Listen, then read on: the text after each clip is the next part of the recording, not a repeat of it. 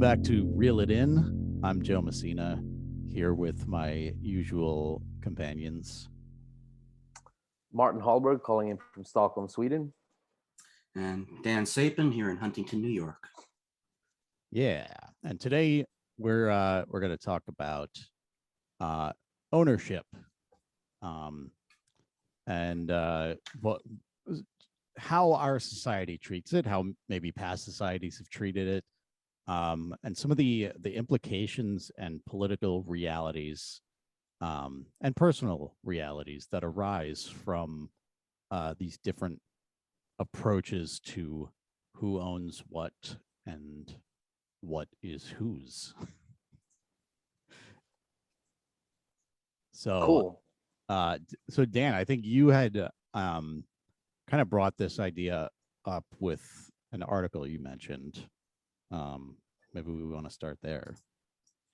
Absolutely. And I keep, for some reason, forgetting the authors of this cool book I'm reading called The Dawn of Everything, A New History of Humanity.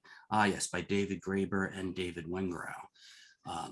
I'm about halfway through this book, which is a pretty fun, deep, provocative critique of everything you think you know about society anyway. The authors start this book with a review of property, what it means, and equality, social justice. And they spend a lot of time talking about how European explorers, people who eventually became conquerors and destroyers of the indigenous peoples of America, spent decades over the course of centuries talking with the noble savages they found here in the New World, surprised to find that they were actually pretty bright. They refer to, I think the most sizable collection of dialogues were with I believe he was a chief of the Wendat tribe, as well as some time spent with the Algonquins, who were actually, I think, a few miles from me here next to the mall, or what would be the Walt Whitman Mall anyway. Chief Candiaronk, I can't pronounce his name properly. And in these dialogues, Candiaronk was kind of humorously contemptuous of his elaborately dressed European guests, who found it kind of surprising that not only were these indigenous peoples pretty bright, but they had given many years of thought, you could say centuries of thought, to what made a functioning, fair, and equitable society. One that worked for everyone, one in which individuals benefited from a healthy society, and a society benefited from healthy individuals. And one of the points that Candiaronk kept making was that the European fancy pants, and I use that because one of their criticisms of one of the French criticisms of the natives was that they didn't wear pants. So of course they couldn't be taken seriously. That unlike almost every indigenous American tribe, the French didn't believe in taking care of the poor. They were okay with their neighbor not having food if somehow they didn't deserve it. And how did they come to deserve it? By having a lot of stuff, because having a lot of stuff meant you must have earned it. And if you earned it, it meant that God must have wanted you to, because you ranked higher on the great chain of being. And the Jesuits and the secular explorers, no, they weren't secular, they were just non-church affiliated some of them were intellectuals, some of them were exponents of Rousseau and John Locke. Kept coming to a head with their hosts about just what property was and who had the right to have it. So one of the real problems that some of the indigenous folk they were talking to had with the Europeans' culture and economic beliefs and moral philosophy was that for all of their claims of divine right and superiority, and their fancy pants. Remember, these were people who criticized the noble savages because they didn't wear pants. Actually didn't believe in sharing their food with their hungry neighbors. They actually believed that if you had more stuff, a bigger boat, more property, more cattle, somehow that gave them the right to declare those who had less stuff their servant or their slaves. That you had a people who believed really a European civilization in which it was kind of taken for granted that if people had more, they deserved more. And if they had more and deserved more, then they got to treat those who had less as their inferiors and their servants. And this to their indigenous American hosts made them the savages. And, you know, in a rather ugly irony, after many, many years of what appeared to be friendly debate and visits and sharing of culture and ideas, eventually, of course, the European explorers routed tribe after tribe and killed them and took their land. And so now we have the great America, United States of America, which people still as a whole belief that Columbus discovered, even though it had a great many societies and millions of inhabitants who could claim a history dating back thousands of years. But yet it wasn't discovered until a European with a big boat and money from a queen landed on the shore thinking it was India. Where did he land originally? What would be Haiti? Dominica? I forget. Yeah, I think the Caribbean somewhere. Yeah. And as a great example of the notion that if I see it and I claim it as mine and you can't keep it from me, it must be mine. And here we are in 2021, in which maybe 1% or 2% of the original inhabitants of this land are still around, an extraordinary proportion of whom are living in poverty and misery, ill health, addiction, and some without any contact with the people of their origin and unhappily assimilated. Just pictured the Borg for a moment. So the idea of property and the idea of entitlement and this awful circular logic in which if you have more, it must mean that you deserve more. And if you deserve more, it means you can take what you want and have more. And that those who can't are your inferiors is a little bit too prominent in pretty much, well, every element of our society now. And it annoys me, pisses me off. It feels wrong. Yeah. What do you think? Yeah, well, there's a lot of different kind of connotations and pairings there that I may like, you know, from property to greed, from the whole might is right kind of concept, domination and subjugation. But I think the issue of this kind of boundaryless lack of humility, you know, lack of respect, is kind of a key point for me for some reason. I find that's interesting. And I mean, it could be applied in analyze. I think we've talked about that on some episode, the collection of data that's also done in our contemporary society, often without people knowing how it works. You know, what do I subscribe to when I download this or that app? How is that data used? that's also a kind of invasive movement of just plowing ahead, like a machine almost, like some kind of auto machine that just doesn't realize the kind of repercussions of that behavior.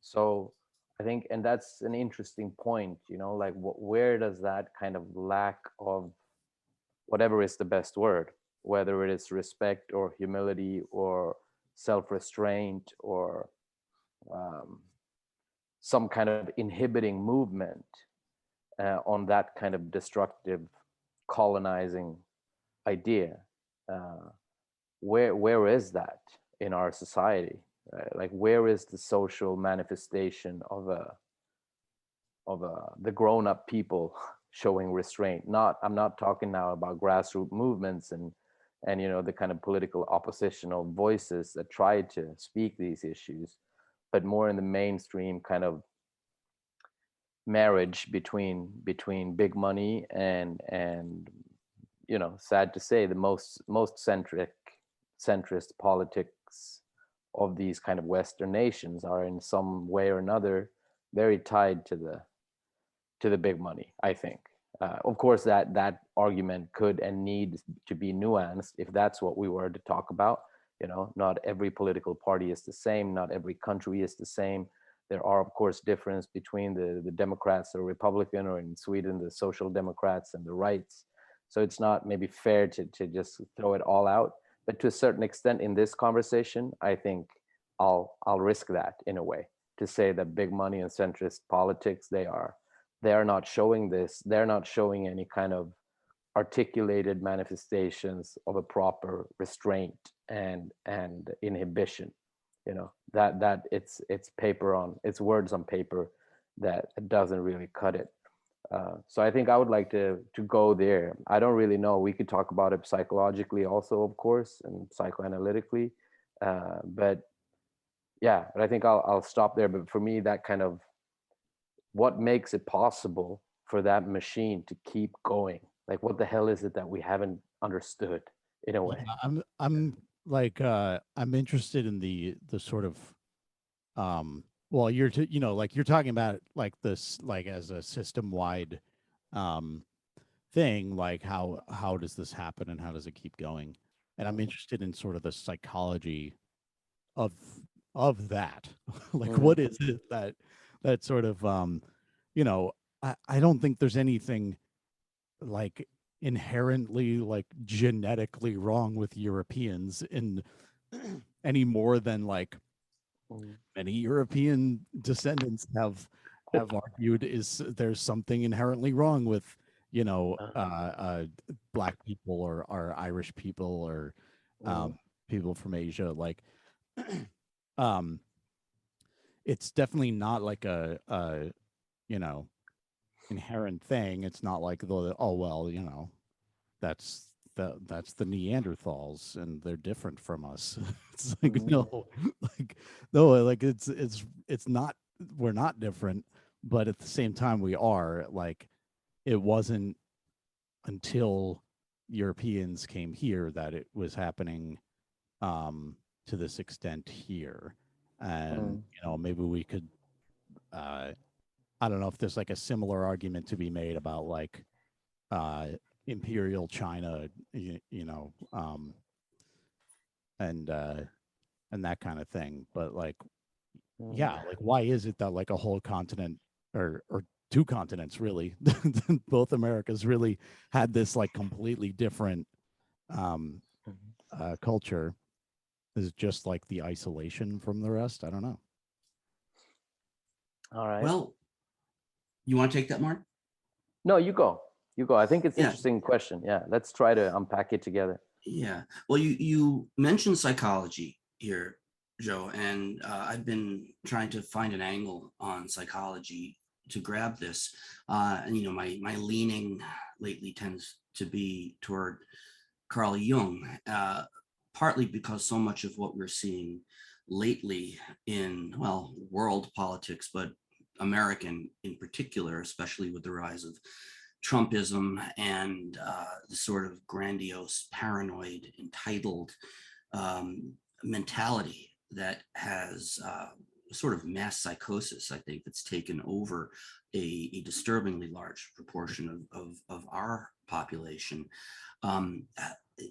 Jungian psychology gives us a few ideas, tools for working with how a collective mindset, what Jung called the collective unconscious, really trumps the individual sense of right and wrong, the individual intuition, in a way, about what love thy neighbor might actually mean. What there but for the grace of God go I. You notice that when we try to talk about fairness and kindness and putting yourself in the other person's shoes, we run into religious aphorisms. And Jungian psychology also was rooted in a particular vision of Christianity, which provides us with a huge irony that it is precisely the political and economic workings of Christianity, most powerfully the Catholic Church, but certainly not limited to them, that has been inextricable from the politics and the money behind world imperialism.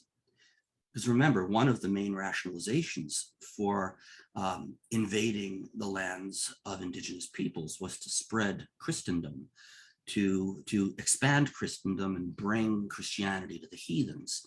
But somehow that Christianity and that missionary mindset was never more than a half step removed from the mindset of acquisition and conquest. So you find the roots of these notions of kindness and of fairness in the very religion which was kind of at the core of world domination and the destruction and assimilation of indigenous people. So there's the political, of course, but then the question of what's the psychology behind this? Let me bring it back to a sort of homebrew, small example. I was talking to my lovely 91-year-old mother, reasonably well-educated, intelligent woman of sound mind, who had a particularly large role in me existing, telling her about this book, which I eventually bought for her. I'm waiting to share some ideas with her. I tried summarizing the thoughts behind the book for her, and her immediate response to my suggestion that the so-called savages were actually intelligent, thoughtful, in the minds, in the words of Graeber and Wengrow, who wrote the book, The Dawn of Everything. They referred to the indigenous discussants in these centuries of dialogue as American intellectuals. And by American intellectuals, well, they call the indigenous peoples of America, what we call Native Americans, they call them Americans.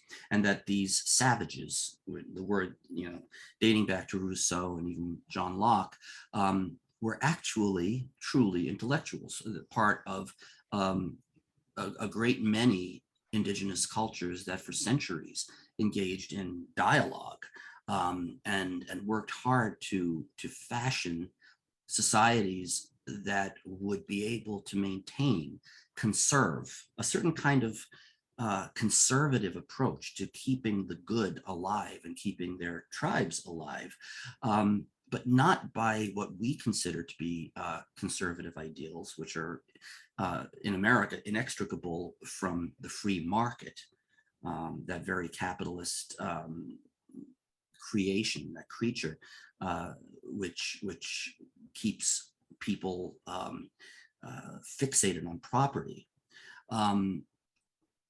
but espousing beliefs that would really sound communist to us today. And getting back to my discussion with my mother's first reaction to the notion that the natives were smart was, Oh, but Daniel, you have to think of the accomplishments of the Europeans. I mean, think of the industry and the science and the fact that they got us to the moon and all the things. I mean, certainly there has to have been something superior about the European man to have achieved so much. And I kind of knew it was coming. I was being a little provocative when I brought this topic to her, because we had had some version of this dialogue throughout my childhood, why we're special. And it just reminded me that my nice Jewish mama with a good education, and we've been school teachers and civil servants in my family for a long time, there is still the assumption that the property and the tools and the toys and the machines of Western civilization are signs of superiority. Even though this stuff has just happened, these discoveries and inventions have come to be over the course of just a few hundred years, which is what, a percent of the time that modern humans have existed. So somebody who's winning the race by 2 inches and only by one measure, namely how fancy are your toys, somehow means that you've already won and you're superior. And this collective psychology really permeates everybody's thinking. We're hardly capitalists in the sense that we're not property owners, and we don't own large businesses, and we don't have employees. We're not so-called job creators. And yet it was an instant response from my mom that our industrial and scientific edifice makes us better. And that's deeply ingrained by what mechanism? Some kind of grandiosity, some way of rationalizing that whoever we are, we're the best. And that's another notion. Think of the competition for greatness, for supremacy. Everybody thinks they're the best. Every religious sect, every town, every football team's fans. The best, the best, the best. We're going to destroy you. Our sports are based upon it. Our economics is based upon this idea of superiority and winning and losing. Mm. So what's that psychology?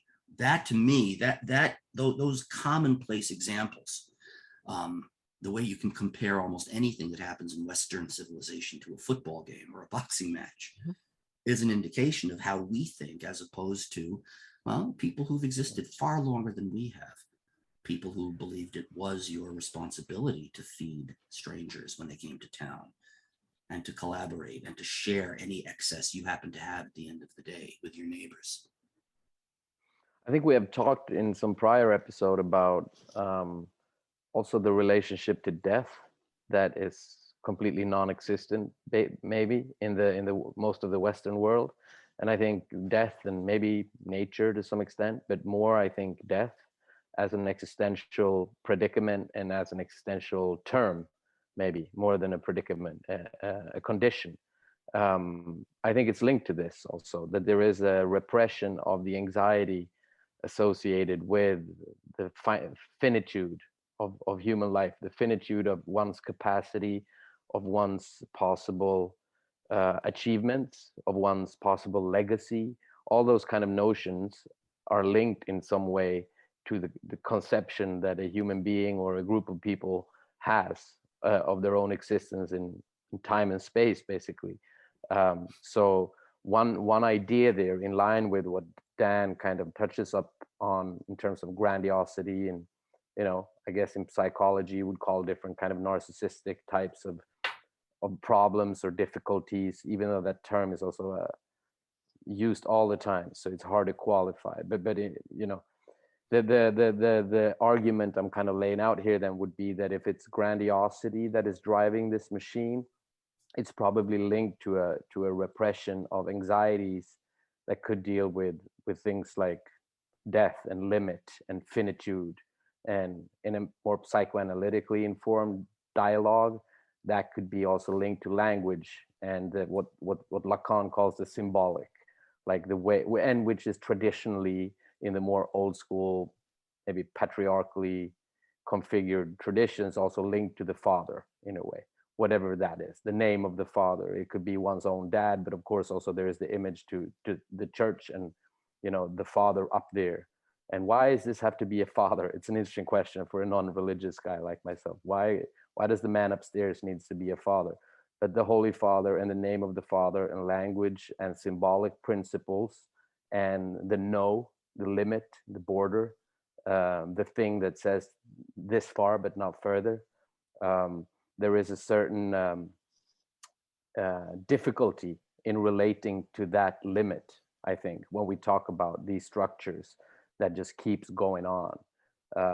So there could be something there like death anxiety, difficulty with the kind of symbolic parameters of our current society. And that kind of drives some kind of grandiosity. A last remark on this, also slightly from a different angle, has to do with science. Actually, I read, because Dan brought up the religious kind of parallel there, which I think is very apt. And there is that, you know, homo faber is the term for man using tools. I think like homo faber is a word that describes man using tools, and doing that he can step into the world and start conquering it, you know, start improving his place in the physical space. So basically innovation, progress, and science. And I read something about how one could analyze science also in terms of like, the more and more we learn about all the equations and the fundamental physics that rules the universe, the more we're teetering on almost trying to become those very laws that gives life, in a way, if one puts it that way. The laws that govern life, we're so close that we're about to become them, or can orchestrate them or manipulate them or create consciousness, you know. So there's also something omnipotent within science itself, which I thought was a very interesting point. I've never thought about this before, because it's always pulled the other way. It's always pinned that the religious people are the most crazy one, and to a large extent I still think that if I had to choose. But to see that this element of science is also, could also be analyzed as being decoupled with a link to understanding transgression, basically. That scientists, they just keep going and going and going until they are kind of becoming the equations that governs everything. So there could be that mad scientist in a white lab coat that could be portrayed just as crazy in his head as a QAnon guy almost, right? But they come from two positions. They come from two very, I think, different psychological positions. Whereas the QAnon guy would be in the psychotic segment of the discussion, this guy would be in the omnipotent, gravely narcissistic, but still with access to language and rational thinking, but no primary process, or no possibility to feel his feelings or sadness, grief, all those kind of things. Or rather, in a way, that primary process, you know, in Shakespeare and in Hamlet, when Hamlet says to Polonius, you know, show me that man who is not passion's slave. And he's basically saying that I don't care how smart you are, your grandiosity, your passions in their various forms are going to dominate your intellect. Right. And, you know, show me that person who's able to keep a clear head in the face of all of that emotion, and that's my hero. That's the person I can truly trust. And what comes to mind here is that we have the idea of the mad scientist. The mad scientist is a cautionary image, which is really archetypal in its nature, that of that exact principle, that the mad scientist is always a genius. The mad scientist is somebody who is not just grandiose and has lost his grip and his sense of proportion. He is also capable of an extraordinary use of reason and principle, but it is not science so much as it is the scientific hunger for knowledge, and knowledge of the foundations of the universe is power over the universe. And then we come back to Jung, who warned against what he called the identification with the archetype. And, for just to clarify very briefly, the archetype in Jung's thought refers to one of a vast number of basic patterns of how people can think and behave.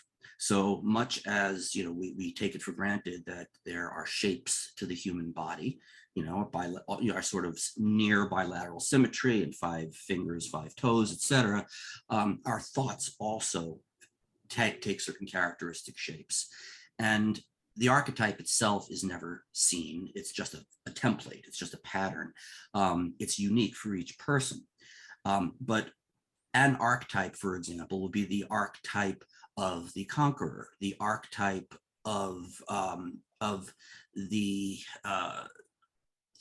what in Gnostic religion would have been the demiurge, sort of the ne'er-do-well son of the deity, and that the mad scientist, by identifying with the archetype of power and knowledge of logos, ends up using his knowledge to pursue this notion that he is the bearer of truth and wisdom, that he is, as you say, pretty much equivalent with it. And by that point, the genius has become the paranoid psychotic who believes he rules the universe and must defend against all evildoers, who is essentially everyone else,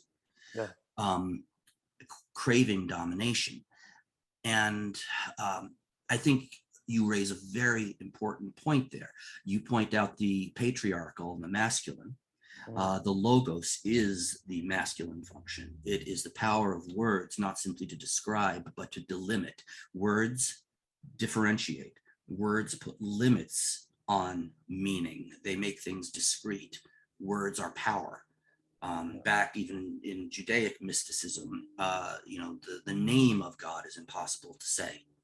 But the proper words and the proper use of letters and numbers is going to get you close to the divine. And that's always a patriarchal function. But the masculine without the feminine, especially seen in Jung's way of looking, which is deeply rooted in mythology and religion, the masculine without the feminine is an unbounded hunger for conquest. Yeah. All right. In the beginning, there was the word. Back to you, Joe. Now you've gotten a ton of associations. Word up. Yeah, exactly. Word to your mother. That's about as hip hop as I get. Go ahead. Yeah, I don't even know where to start. Well, as I tell my patients, the first thing that comes to mind. So I think I don't know. I'm just drawing a blank. Honestly, Pause. I need someone else to take this. But let me come back to you with a question then, Joe, because you said that you were interested in hearing more of the psychology behind this kind of movement of just continuously grabbing things or seizing property or, growing one's property or something like that. What spurred you to ask that question? Where were you when you asked that question? And if you revisit that state now. Yeah, I mean, I just wonder where these things come from, if not a inherent thing, because that is the argument we hear from within Western society a lot, is like, well, it's human nature. It's like, well, if it's human nature, then why Which why human nature? Yeah, how was it introduced to this place where there were other people for a long time? And I mean, I guess it's as much human nature as anything else many humans have done. But yeah, I the sort of so the answer to the answer from like leftists when conservatives say stuff like, well, you say all this stuff about like black people have the most like violence done to them by police. Police commit more violent acts on black people than white people. um Conservatives will say, well, uh if that's that might be the case, but it's also the case, and this is like inarguable data, like black people commit more crime on as a whole than white people, even though they're 13% of the population or something. um and it's like, okay. And there's a live streamer, a socialist live streamer that I got this from, who said, this is just like the best answer to that I've ever heard. Someone will say, why is that then? Why, well, like, they commit more of the crime, or half the crime, even though they're 13%. And he says, well, there's two possible reasons for that. It's either genetics or their material conditions, right? So like that's kind of like the only two possible explanations for a lot of behavior, at least on like a sociological level. I think that makes perfect sense. Yeah. Like the material condition is a very good term in this, because when you said human nature, what I thought is like, no, what this is about humans' role in nature and humans' understanding thereof. That's what we're talking about, like mankind's or man's own understanding of his or her place within whatever is understood to be nature. And nature could Yeah. of course be a city, or like the material world, like the real world. So Where what you you bring in live. it, yeah, let's skip out the genetics, and because that's obviously not it. Right. And yeah, Because that's the thing. It's like like this guy I was talking about is usually having a debate with someone who is clearly a racist but doesn't want to admit it to themselves in the world. But like, yeah, that's the thing. And that's why I'm curious about this, because it's like, well, yeah, I mean, this is obvious to me when it comes to the black population of the US. It's like, well, yeah, like they were enslaved for 400 years. Then it was 100 years of Jim Crow. And, since that ended, it's been still like, what, 50 years of just we've really done, except for like a couple of laws outlawing like the most blatant, like you can't like you can't have a colored only water fountain. Like, besides that, we haven't done anything to fix any of it. So it's like, yeah, obviously, like that's how you get a population that does more crime, obvious. But then I wonder, like, what is it about about Europeans then? Like what was going on in Europe that put people under such conditions that they were led to engage in this just yeah, psychotic like acquisition across the world. yeah, One thing that comes to mind is balance. And, we talk about human nature. One thing that always annoys the bejesus out of me is people using words they don't understand or aren't willing to look at. What do you mean by nature? What do you mean by human nature? I keep coming back to just the phrase life out of balance, which is the translation of, I don't know if you ever saw this film, this beautiful experimental film, Koyaanisqatsi. I forget the guy who made the movie, but the music was by Philip Glass, which was this rolling, tumbling, repetitive, powerful music with these sped up images of the kind of tumultuous, relentless Western urban life. And balance is absolutely essential in nature. One of the things that Wengrow and Graeber speak about in the book I'm obsessed with here.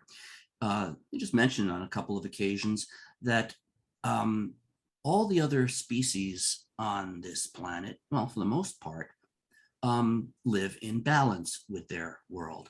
That all that you take a deer or a puma or an elephant shrew, they eat what they need and nothing more. They take up the space they need and nothing more. They are in balance with themselves. They're in balance with the world. When you talk about the equilibrium of an ecosystem, a biome, you talk about the overall dynamic interaction of the life forms and the resources those life forms take up, the land that they, and the air and the water that they share, and that over time they remain in balance. Whereas human beings, almost uniquely, perhaps uniquely on this planet, accumulate and venerate accumulation and base their notions of superiority and rights and such on accumulation, dominance by accumulation, dominance by preventing the accumulation by others. So which nature are you talking about? The acquisitive nature, to acquire more and more and more and more, and then to base an entire moral political philosophy of local laws, statutes, on the idea that having more stuff places you higher on the food chain. No, great white sharks, like to talk about corporate raiders as being sharks. But you know what? Sharks just kill what they eat. They don't kill for fun. They don't kill and then save it up for later. They're in balance. They have their place in the natural order and nature. We don't. Not now, anyway. Yeah. One thing that just reminded me of is that idea of not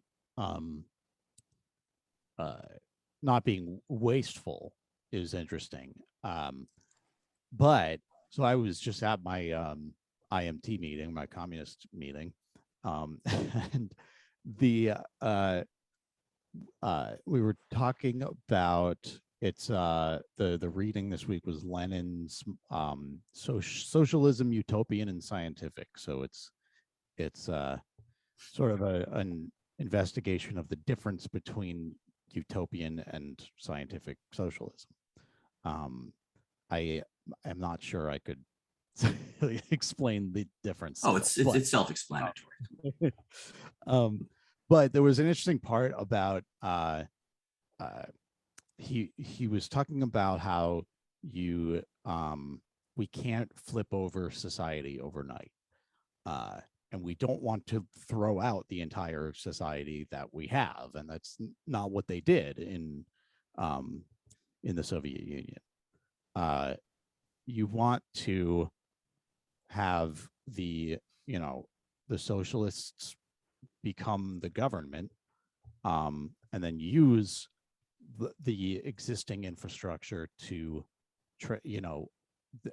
use it to enact the world that we want, and use the factories to make the things that we need, and all of that.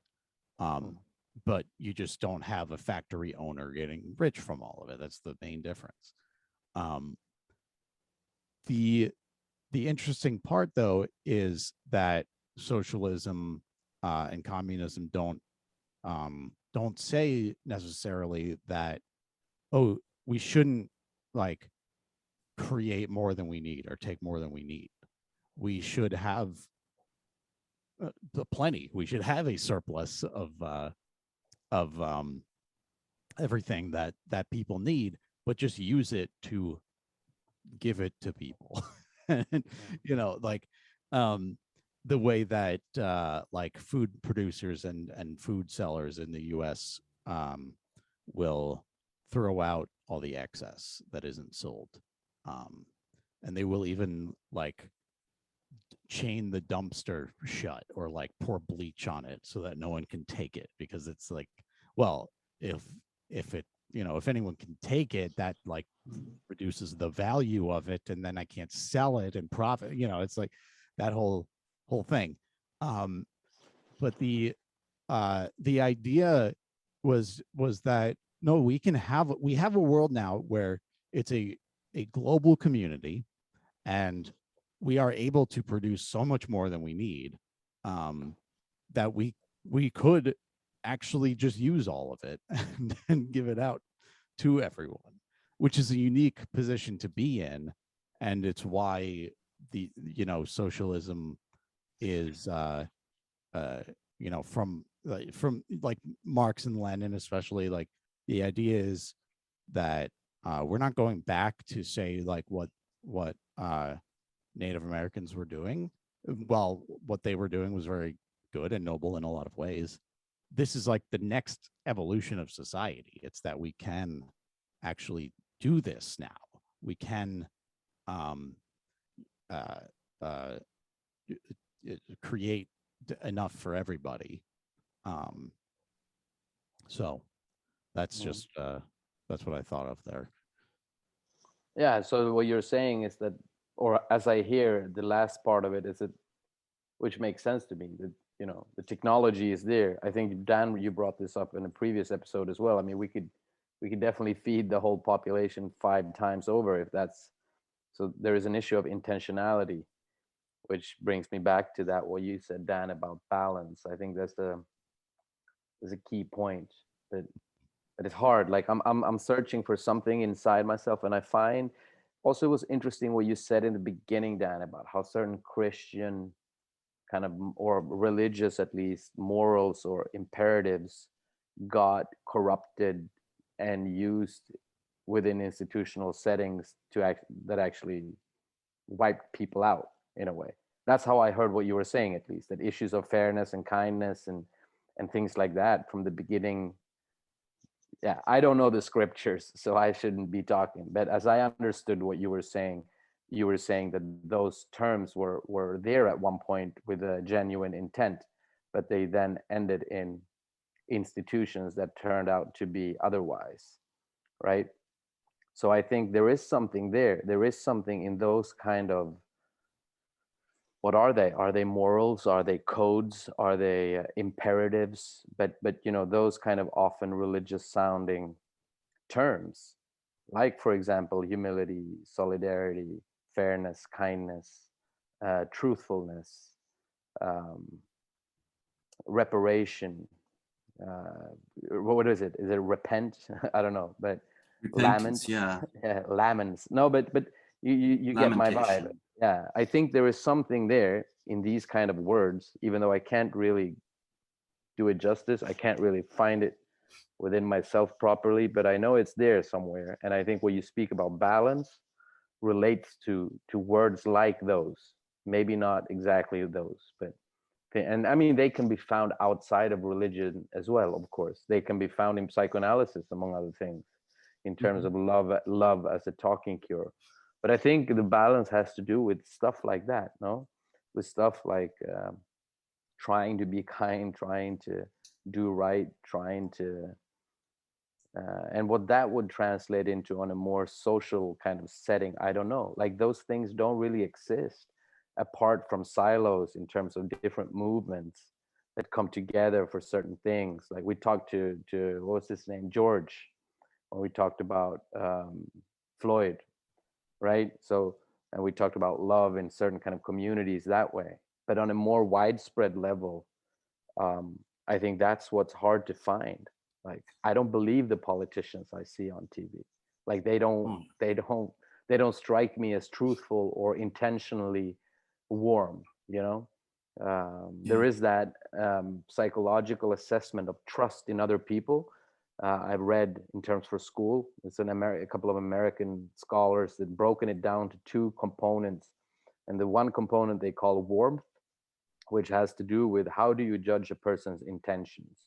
Do you judge them as warm, meaning that they are truthful and they're not doing what they're saying they're doing primarily to reap benefits themselves? and the other component is the competence.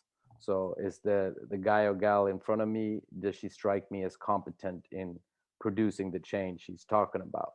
So if you add together high warmth and high competence, you would get trustworthiness. And I think that's some kind of balance in a way that I find difficult to find. Uh, Yeah. yeah. So warmth Well, plus competence. Yeah. see, I'm always looking for the missing piece, the sort of unspoken ingredient.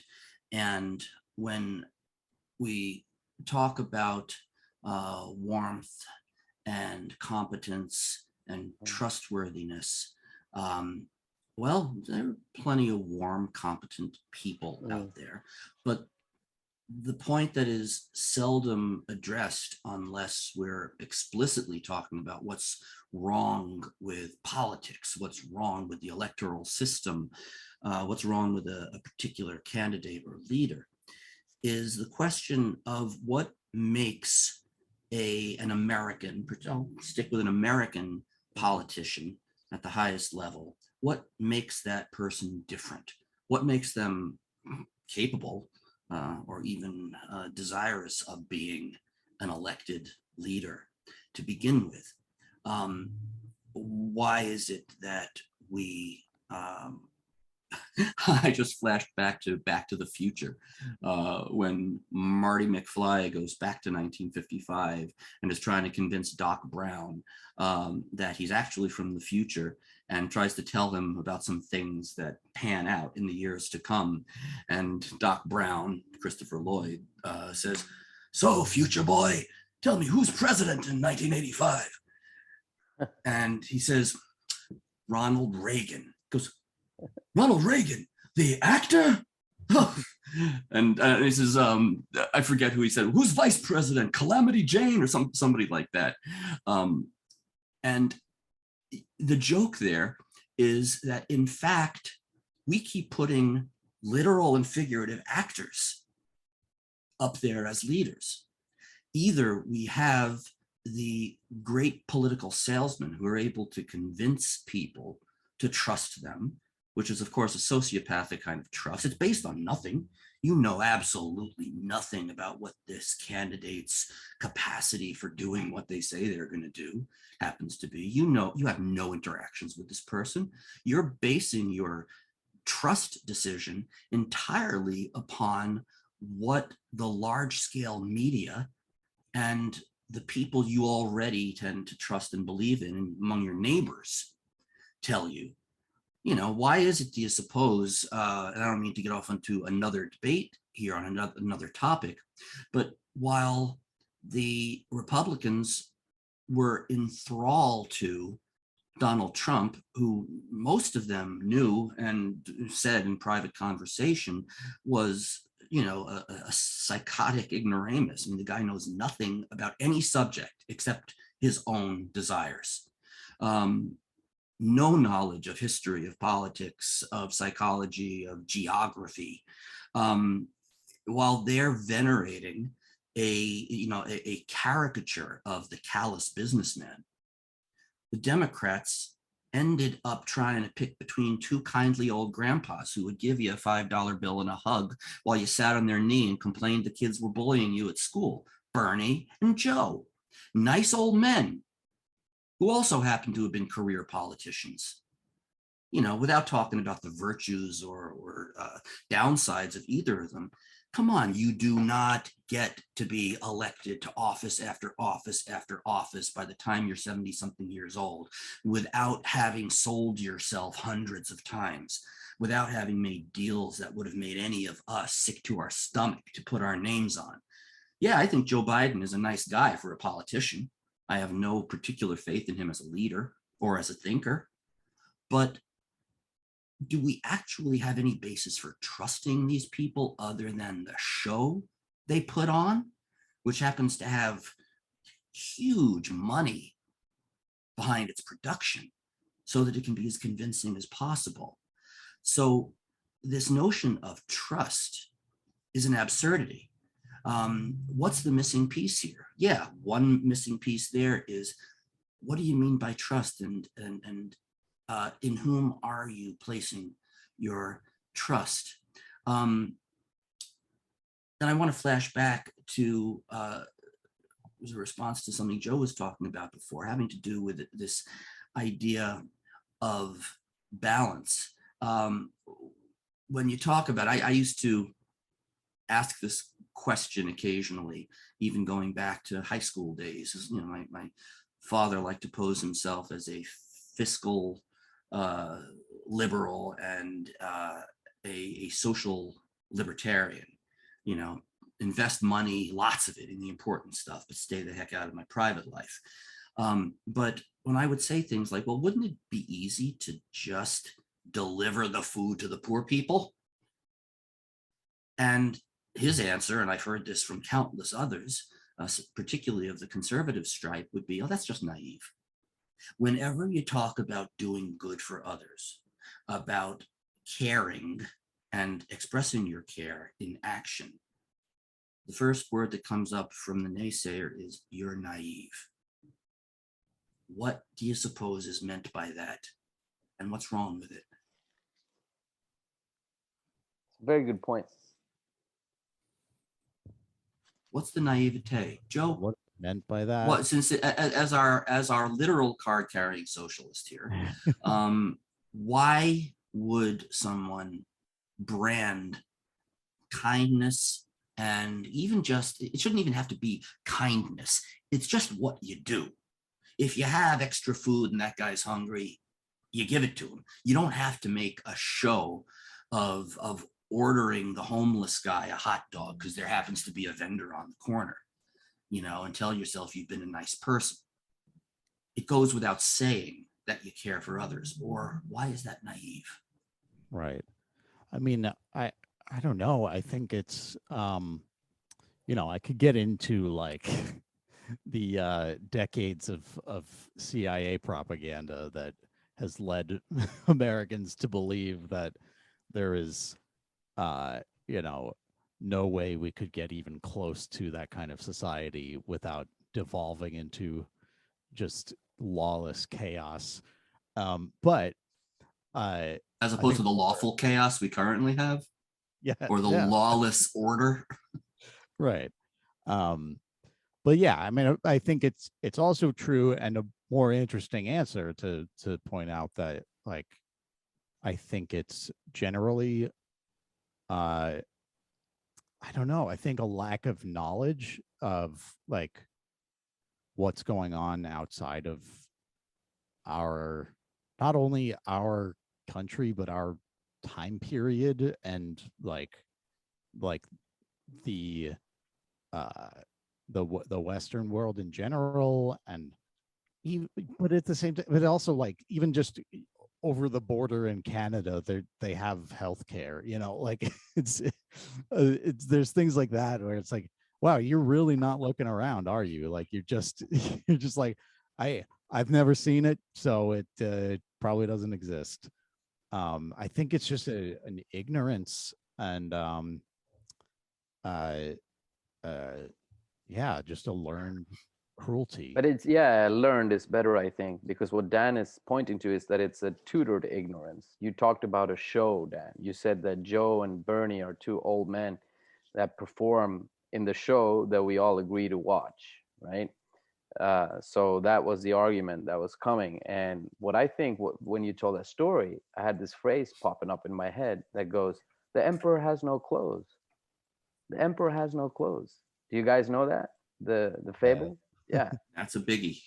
And who is it that says that? It's the child that says it, right? It's only a child that can see that the emperor has no clothes, because the whole village has been kind of, like Joe said, learned. Like it's a socialization, cultural kind of process within which we're taught to say that the guy has clothes, even though we know at some level, no, of course we should give food to the homeless. Why do you keep saying it's naive? Because posing that question risks pulling off the clothes of the person you're asking the question. It risks demasking them from a social kind of institutionalized way through from castration anxiety all the way through adulthood in a way. So this is how it's done. This is what you do. If you don't do this, things could go very bad. Things could be difficult. So we don't ask these questions. We put on our clothes and we get up from the floor. We stop crying and we go back into throwing softball again. That's what we Yep. do.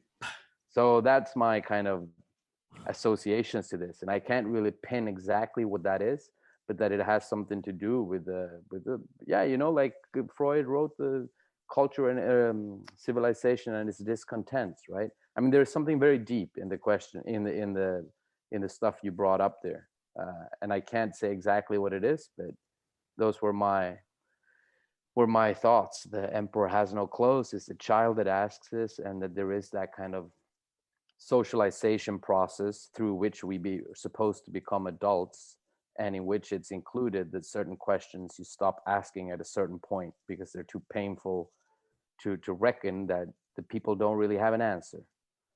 So why do we keep watching the show of Joe and Bernie? Because we wouldn't know what to say if somebody asked us, why do you keep watching this show? We don't have a good answer. And given the option, Yeah. we could have had in the positive sense, a revolution after Trump, but liberal Democrats, who do tend to be a bit sensitive, which generally is a good thing. But I want to come back to the idea of liberal guilt. First, given the choice, a number of choices, we picked a hug. We wanted to be comforted after the last 4 years. And so we took a couple of really friendly grandpas, although, you know, those hugs are a bit disingenuous. You know, I'm not making a Biden joke about being all handsy right here. Also, you know, if we get a chance, I want to come back to this idea of castration anxiety and death. You brought up death and our attitude toward finitude before, Martin, but when you were answering the notion about what's naive, the phrase liberal guilt came to mind. I was picturing, really just remembering my own feelings. When I worked in Manhattan, I had I worked down near Wall Street for a big, actually Richard Nixon's old law firm, and a PR firm in Midtown. And I always gave money, real money. I gave a great deal of money to J&R Music World, but I gave slightly less money to a couple of homeless guys I knew in the neighborhood. And I'd buy them food and I would give them leftovers. You know, I hate giving them leftovers, but eat, you know, I got something for you. And I remember feeling guilty, awful, ashamed. And it struck me back then, I didn't have an answer. I kind of, well, it's not a radical answer here, but the phrase liberal guilt at that moment, a minute and a half ago, referred to, in my mind. That was Thank Joe. you very much. There's a moment of applause to that moment of awakening where, as one person, each of us feeding the homeless person recognizes that there's something horribly wrong, that I should have to feed this person this way to begin with. That to feel guilt on that level, on the collective level, is to recognize the inequality, I don't even want to use the word equality here, it becomes meaningless when you take it apart. Just the awful immorality and unfairness that led to this guy on the street corner being hungry, and immediately those who are shouting naive, liberal guilt, pussy, are thinking, well, that guy put himself in that position. You know, you're the captain of your own fate. You know, if you ended up on that street corner, it's because you fucked up. Well, no, I'm not going to go there now that the context is a little broader as to how exactly a person who fucks up needs to end up on a street corner. That in itself is an indictment of a society that pretends to be moral, that pretends to have values which it calls Christian, Mhm. But values this, which, let me pump a very brief comment to this, and then please back stop to me. Joe. And I think it will end in a place that Joe hopefully will uh, enjoy in the right sense of the word to take on, because Lacan makes this distinction between enjoyment as jouissance and desire, what you truly desire. And his point is basically the guilt arises when people deny their true desire. So what they do instead is that they enjoy more. They eat more pizzas, they watch more shows, they buy more stuff from China. So in this analogy, the liberal guilt would be that we have failed our own true desires to live in a different society. We don't want this. We want something else. But we don't act on that true desire. So to compensate for that, we buy more shit. And we keep watching the show. So the guilt just becomes stronger and stronger, and you buy more shit and you consume more to evade that feeling that I'm not doing what I could do. I'm not following the desire, the life I wanted to live, the political idea I wanted to have. Uh, so that would be the comment there to the liberal guilt, and I think it's on point. I agree with you on this, and I think there is something to that Lacanian analysis that it's too painful to reckon that we could do a lot better. So instead, we keep shopping. So I thought And maybe Joe. remember, the object also fails to satisfy in all Yeah, cases. That's the other exactly. piece of Lacan's equation. Yeah, it's true. Exactly. No matter what you buy, it's never the right thing because you're not following desire. You're just Yeah. having fun. Yeah. Paramount Plus has yet to fix my my pain or guilt. Exactly. Yeah. No, but I thought this was a very kind of, in a way, a capitalist critique that would maybe fit you. Was my Yeah. Um, presumption. yeah, definitely. I think we had a similar conversation somewhat recently about, seeing this through the lens of encountering the homeless person on the street. Yeah, Um, that's right. it's it's something that um, that really happens everywhere, and uh, there's I think we all have sort of our uh, like our regular homeless people that we that we encounter or pass. Um, And our extra crispy. right.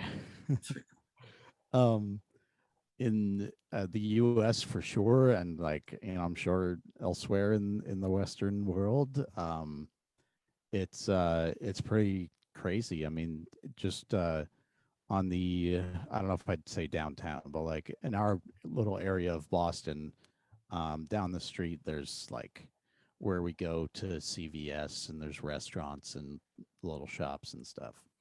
And every time I'm there's at least one homeless person, sometimes two or three outside of the CVS.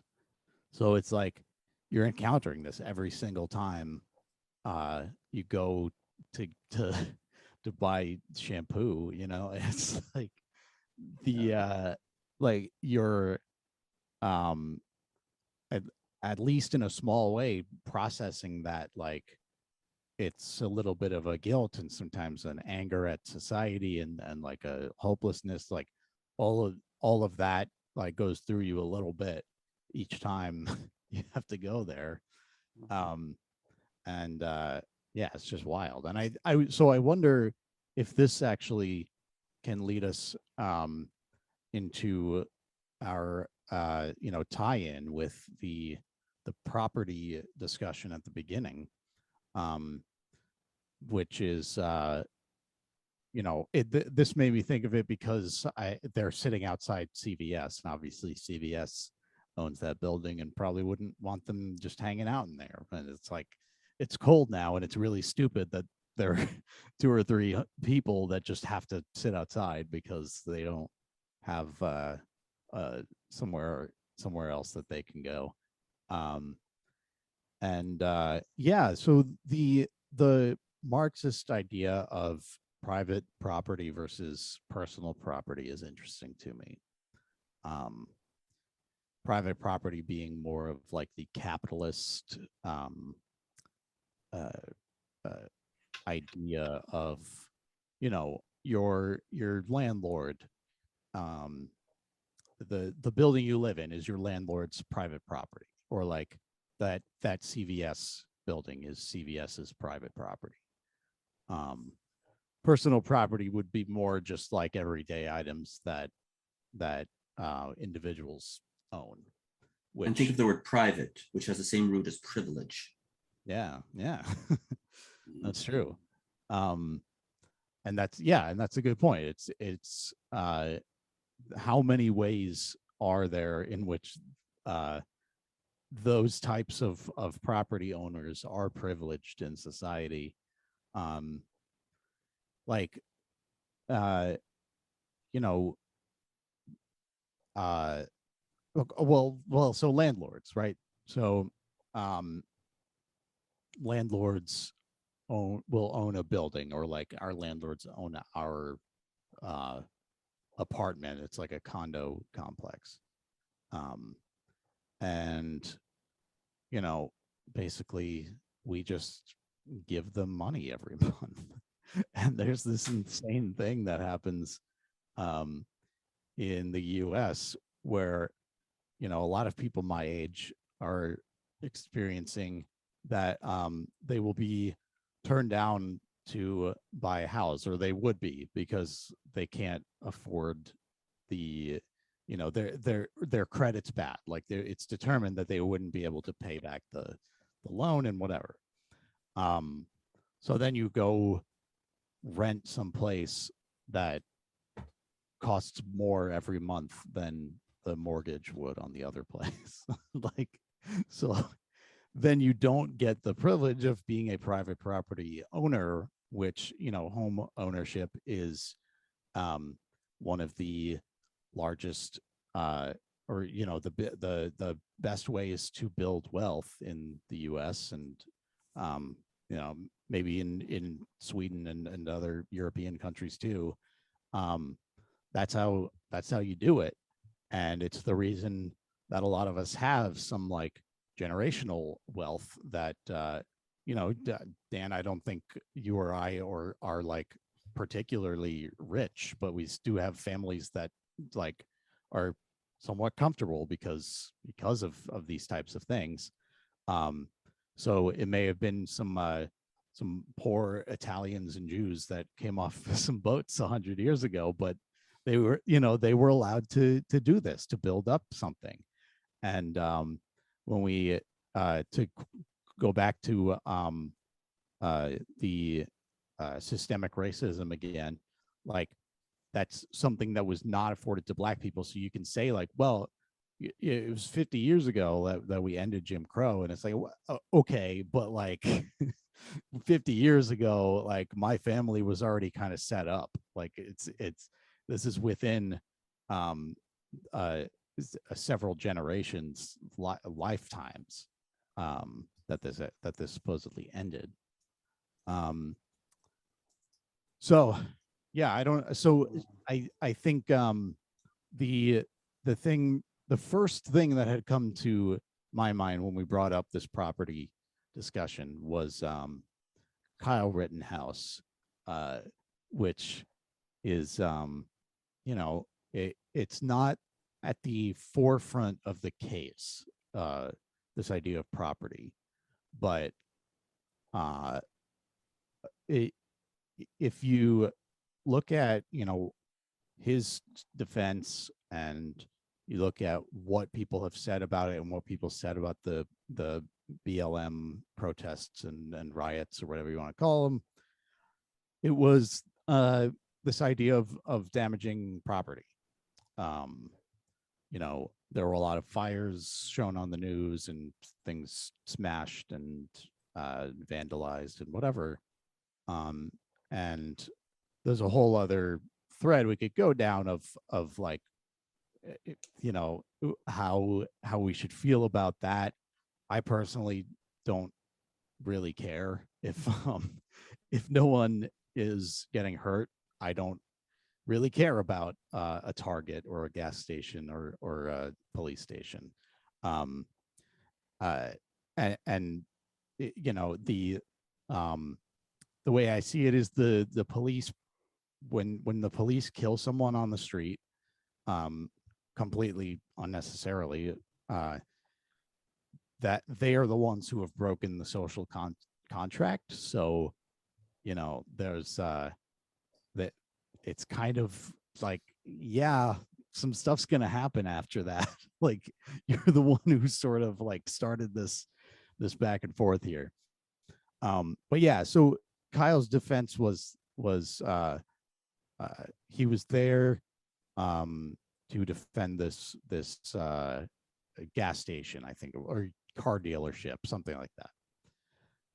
But it turns out like the I I think it was a car dealership, because I remember hearing all the cars were moved out. Like they they knew something was going to happen that night, so they were like, okay, we're gonna like move all our cars inside or somewhere else, like somewhere where they're not going to get damaged.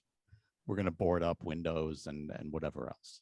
Um, you know, it's unfortunate that someone has to like deal with that inconvenience for their business. It is, but like, okay, but they took the precautions.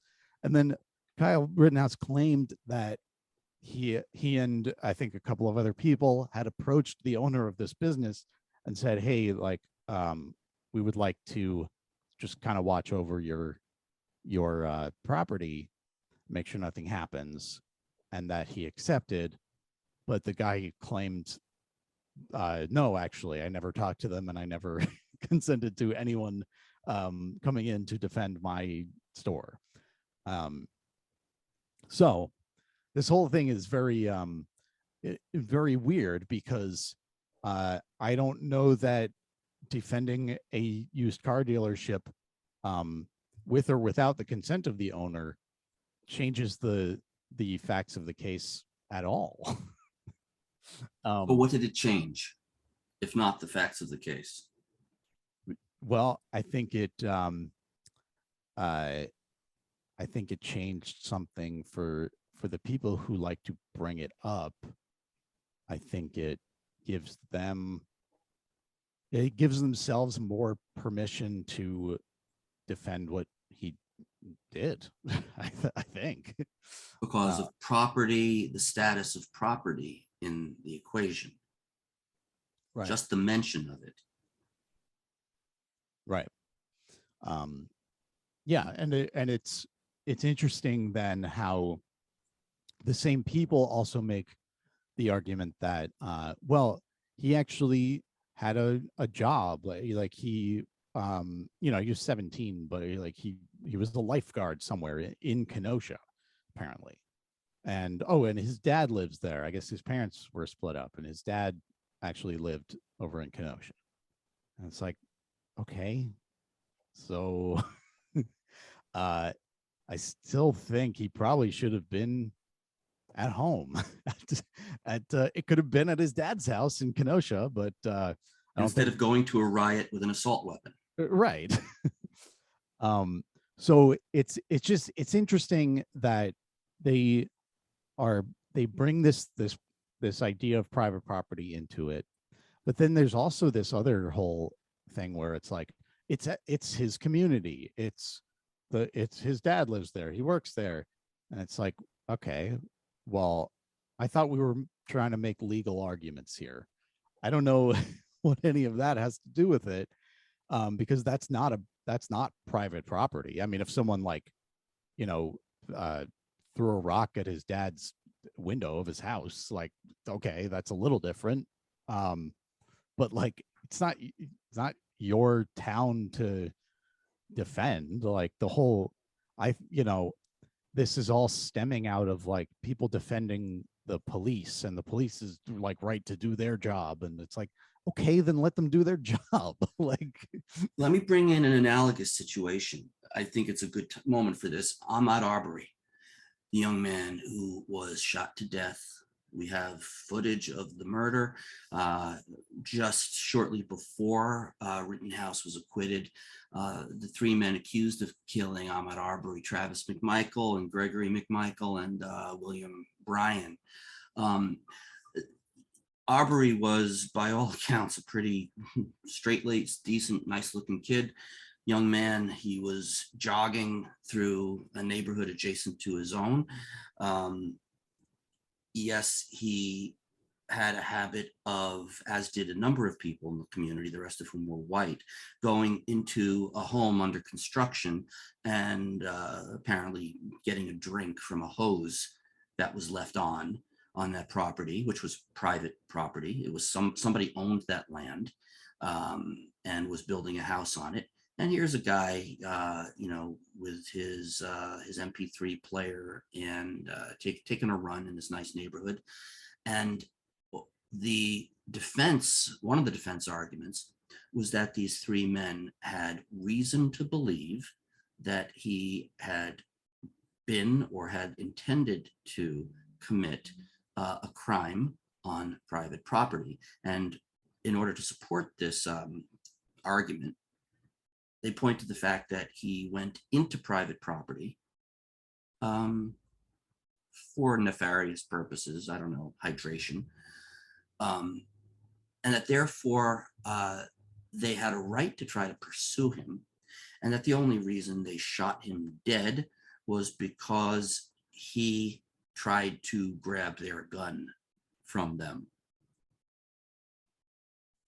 in his effort, I don't know, not to be murdered, but to try to take the gun from somebody who, you see how you build up this house of cards argument that somehow almost holds up and almost did, that by grabbing the gun that was to kill him, a gun belonging to white men who were presumed to be correct in bringing their gun and pursuing him because they thought he was committing a crime, and that therefore Arbery would have been guilty of provoking his own murder by attempting to stop the murder.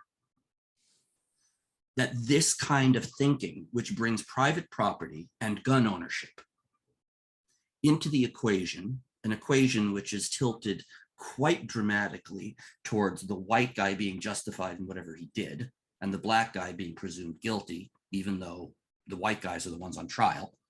The black guy was already executed. We now have a subtle and contentious legal argument. So Kenosha, yeah, Rittenhouse, property, defending a car dealership, a 17-year-old with an AK-47 who took it to a riot intentionally, a riot in which none of the victims of his shooting actually had weapons. Arbery didn't have a weapon, was shot dead. And they tried to acquit or get their client acquitted, these lawyers, by claiming that those men had the right to protect the neighborhood against this guy. Right. This is To Kill a Mockingbird. Yeah. Harper Lee, right?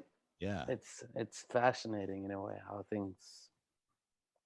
Yeah, but we're coming to a close, I think, or like wrapping up. It feels like time-wise, and also for me, it feels like we are circling in like on something. I think like for me, what I right now at least congregate, or what you did there, Joe, when you said that, I mentioned that Lacanian idea of guilt as a stand-in for evading one's desire, to put it in psychoanalytical terms, but we could extrapolate that, I think, here and say like, failing to be who we hope we can be, failing to live our best possible versions of ourselves, and in the failure of that, we keep buying popcorn and watching the show. And I think it becomes clear that, in my hypothesis at least, private property has become the symbol that keeps this chain of operation intact. That by empowering the symbol of the private property so immensely, we can evade the laborious work of configuring another way to live, you know, where seeing that homeless person doesn't have to feel as wrenching to the stomach as it does. And you know, it's part empathy for that person, but I think it's also part really a sense of like, who am I in this context, you know, whether it's me or a group of people, or you know, whatever unit of analysis we try to take it on, like we could have done better. And what's so bizarre about the homeless people situation is that we had a guy coming in with needles in the buildings we live, and of course this ended up calling the police. And on one level, you know, that's understandable, but on the level we're talking now, it's completely crazy. Like, we're using social resources, you know, this guy is not barely conscious, you know, like he hasn't eaten for 10 days, like, but you know, a building full of healthy, strong people, like, oh, this is so dangerous, we have to call the police. And you know, you get my point. Is But the real pain of that, I think, is more inside, like, what, how are we allowing this to happen? And private property becomes the kind of signpost to which we use to excuse all of these things. You know, the people you And guys are here's a mentioning piece, got Martin. shot, you know, because, yeah, right, the guy got shot because of private property, so it's excusable. Like, the whole thing can. So that's actually, if this is true or not, I don't know, but it was a very learning experience for me to talk about this with you guys. Like, it makes sense, at least now, the kind of stuff we have figured out together, linking this kind of desire and guilt, and you know, also the limits, the impossible, like the incapacity to reckon with limits and boundaries, and how this becomes some kind of machine almost. Mhm. Yeah. And you used the word before, Martin, empathy, which did not come up Yeah. today until that. I'm surprised. And it occurred to me as you were speaking that in a society in which this necessary quality of empathy is irrelevant or forgotten or considered to be wimpy and soft and a failing in the face of private property, namely the inches between the lobby of the CVS and the street, that when that property boundary becomes more powerful than the human quality of empathy, that quality of mercy that is not strained, which is very strained, you have a society that is always at risk of eating itself because it doesn't even recognize the other as part of oneself. Where there is no empathy, there is no shared reality. And where there's no shared reality, there is nothing but paranoia. And that is, to me, the fundament of this present iteration of a capitalist world. No room to care, to recognize the other who makes us uncomfortable. No empathy.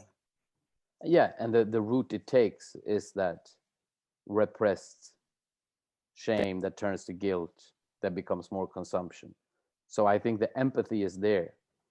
I think it's there in me, it's there in all of us, but it's incapacity to follow that.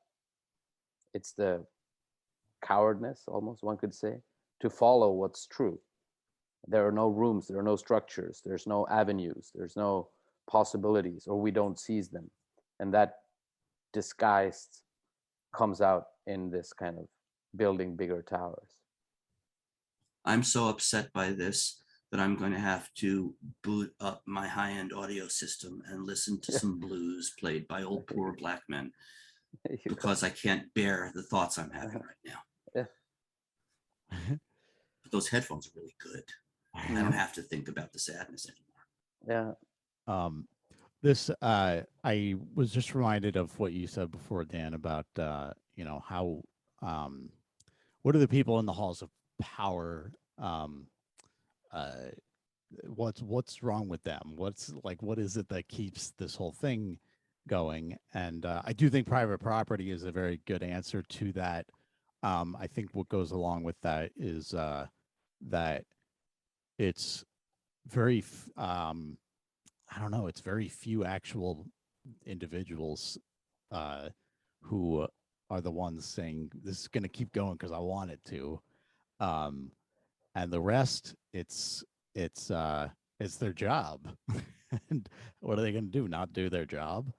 And this brought me to some NoFX lyrics that I remembered. So this is from the song "The Irrationality of Rationality," and so it's Dan, the company man. No offense to President Company. Dan, the company man, felt loyalty to the core. After 16 years of service and a family to support, he actually started to believe the weaponry and chemicals were for national defense. Because Danny had a mortgage and a boss to answer to. The guilty don't feel guilty, they learn not to. There you go. Oh. Yeah, that's beautiful. And I wanted to just chime in a last thing there. I mean, it might sound a little, I don't know the right word, but I do think that what we've been talking about on this show, like becoming more of who we are and helping each other to be more who we are, I think it definitely touches this, on whatever scale, on whatever possible outcome scale, to be able to move closer to what feels good inside, which would be, in this instance, more empathy and more concrete possible actions, whether in the small life or in bigger life, to find different ways of doing things, to keep asking difficult questions, to keep asking if they actually have clothes on or not, but to do it in an as adaptive and yeah, I don't know, democratic way as one sees fit or possible. So I think I'm that, going to yeah, have to be uncomfortable in order to do that. I don't want to be uncomfortable. Right. Yeah.